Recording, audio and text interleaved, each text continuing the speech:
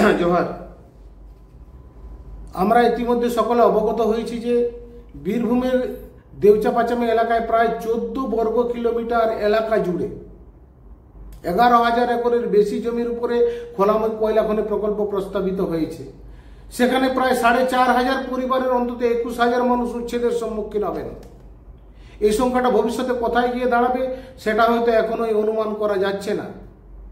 প্রস্তাবিত এই কয়লা খনির একদিকে যেমন আদিবাসীদের জমি দখল করে আদিবাসীদের জমিহীন করে সর্বহারা এবং নিঃস্ব করবে, তেমনি চলমান জলবায়ু সংকটকে বহুগুণ বাড়িয়ে তুলবে।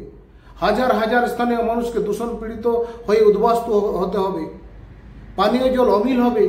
দুটি নদীর জলক্ষেত্র সমান ভয়ানকভাবে ক্ষতিগ্রস্ত হবে।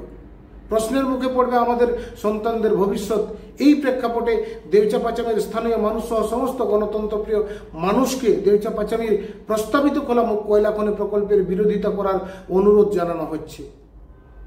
এই উপলক্ষে জল, জঙ্গল, জমি এবং আদিবাসী বাঁচাও আন্দোলনের আহ্বানে আদিবাসীদের জল, জঙ্গল, জমির অধিকার রক্ষার দাবিতে এবং আদিবাসীদের ভূমিহীন অর্থাৎ উচ্ছেদের বিরুদ্ধে দেউচা-পাচামির বেআইনি পাথর খাদান ও প্রস্তাবিত কয়লা খনি বন্ধের দাবিতে আগামী 21শে মার্চ কলকাতার শিয়ালদা থেকে ধর্মতলা ওয়াই চ্যানেল পর্যন্ত প্রতিবাদ মিছিল এবং ওয়াই চ্যানেলে একটি প্রতিবাদ সভার আয়োজন করা হয়েছে।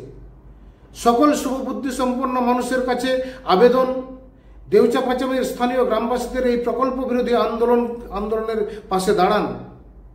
একইভাবে দেউচা-পাচামিতে স্থানীয় প্রশাসন মিথ্যা প্রতিশ্রুতি দিয়ে ভয় দেখিয়ে চাপ সৃষ্টি করে স্থানীয় মানুষকে চুপ করাতে এবং সম্মতি আদায় করতে অনবরত চেষ্টা করে যাচ্ছে। সুতরাং জল, জঙ্গল ও জমি ও আদিবাসী বাঁচাও আন্দোলনের পক্ষ থেকে গণতন্ত্রপ্রিয় সংগঠন ও সাধারণ মানুষের কাছে আমাদের আবেদন, আগামী 21শে মার্চ 2025 এর কলকাতার রাস্তায় প্রতিবাদ মিছিল ও সমাবেশে যোগ দিয়ে দেউচা-পাচামির অসহায় মানুষের পাশে দাঁড়ান। সবাইকে উলগুলন জোহার।